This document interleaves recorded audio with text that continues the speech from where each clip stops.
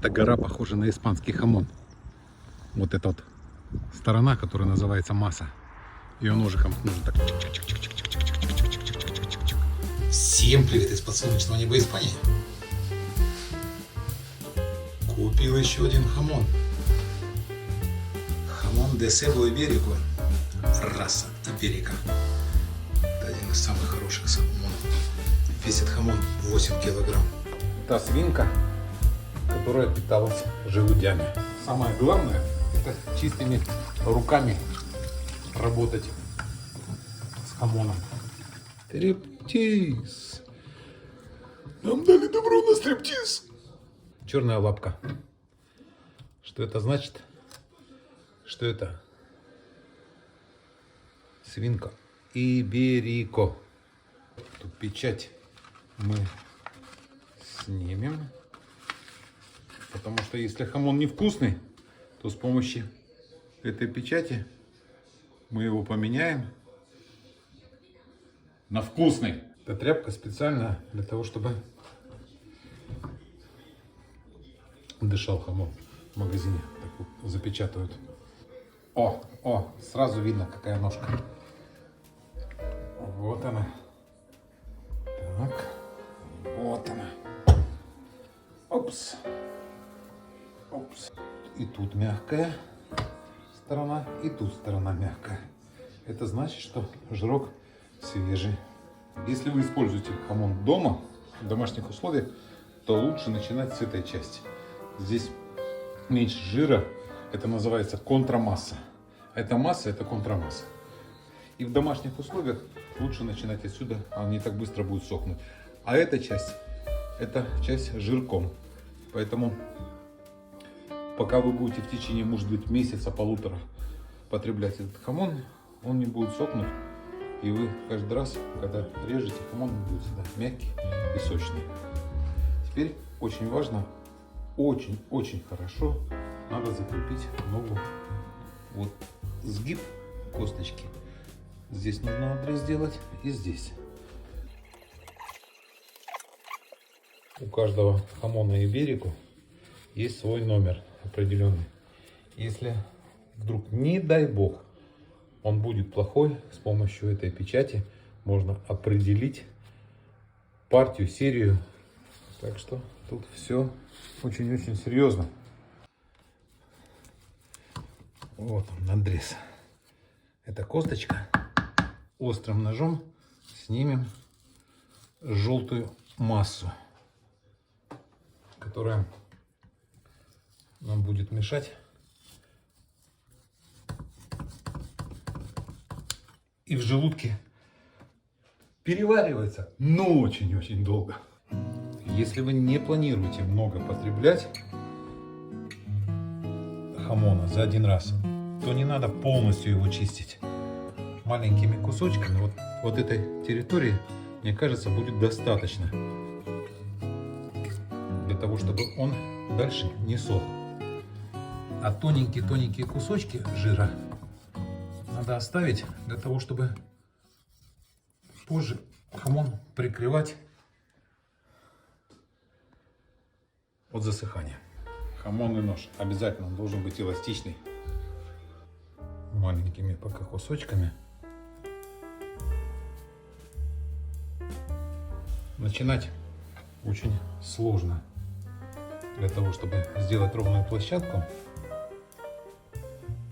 очень важно иметь терпение.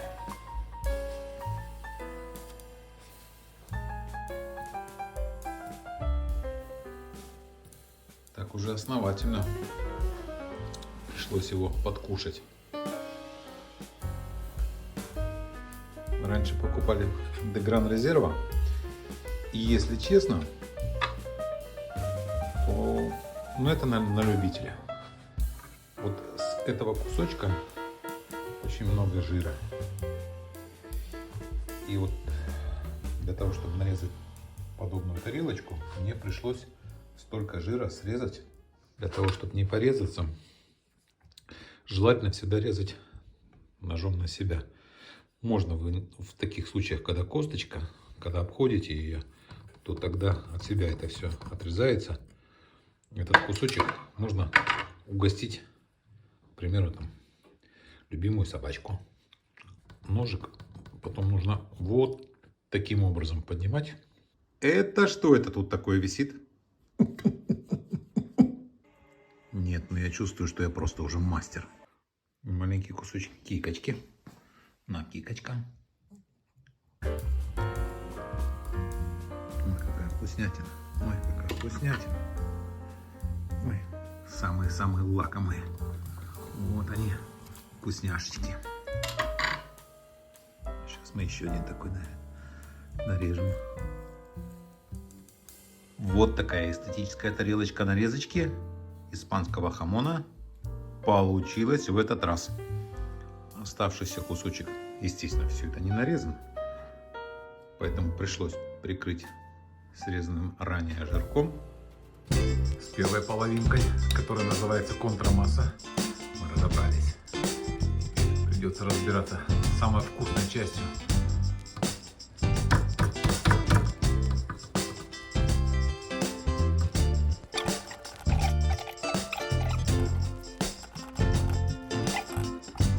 Аккуратно сделать надрез.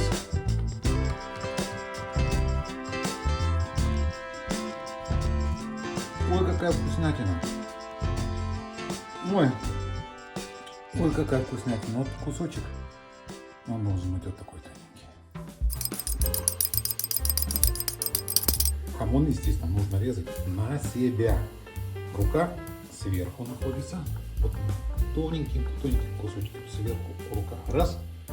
Берем этот кусочек и на тарелочку. Вот так вот. Вот сюда, на тарелочку. И потом его, когда с красным вином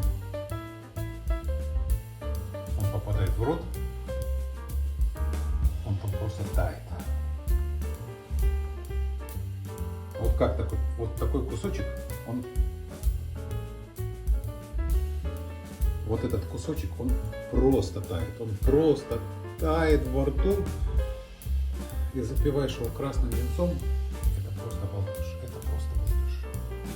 Это, конечно, не так быстро, потому что хамона много, но мы будем стараться. Вот так, аккуратненько и красиво. И кусочками складываем на тарелочку.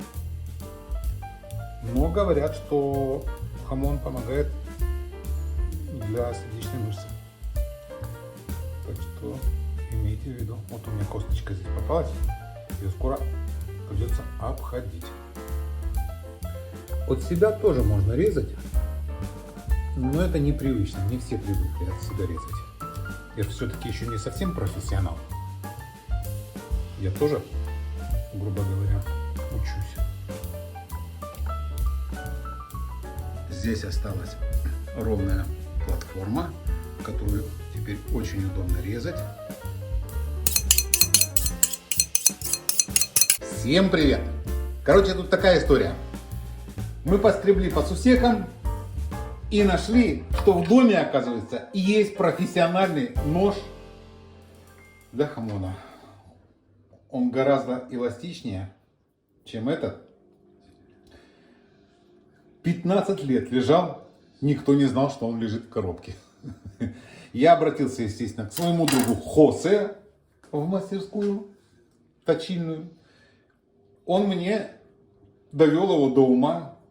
За то время, пока я ждал, что он подточит ножик, я понял, что я полный профан в области точения ножей. Но это он мне объяснил. Но нож режет очень хорошо. Помимо этого он посоветовал профессиональную точилку. Это, конечно, не точилка, это для того, чтобы подвести, чтобы хамонный нож был все время в идеальном состоянии. Тут кромка образовалась, которую необходимо срезать. Желтого цвета, если честно, не очень вкусные. Да, я вам должен сказать, Когда нож профессиональный, это совершенно другая история. Это совершенно другая история. Разница между этим и этим ножом.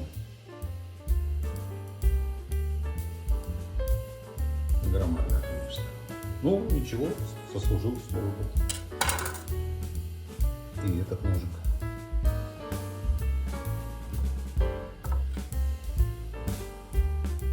Красота просто. Ручку сверху. Точить нож нужно от себя. Вот так берешь и оттачиваешь. Да, по сравнению, конечно, с тем ножиком, который у меня был до того, как, это земля и небо. Отличный срез получился.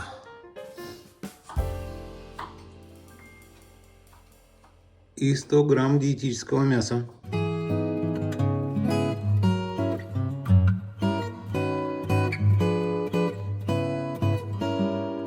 Вот такое финальное завершение нашего хамона, который был очень-очень-очень вкусный-привкусный. Это остатки, которые мне пришлось с него срезать. Тут, конечно, еще есть небольшая часть, которую я тоже немножко подрежу. Но я не буду уже злоупотреблять. Далее вашим драгоценным вниманием. Поэтому всем крепкого здоровья, 5 estrellas и вот таких вот огромных 5 звезд.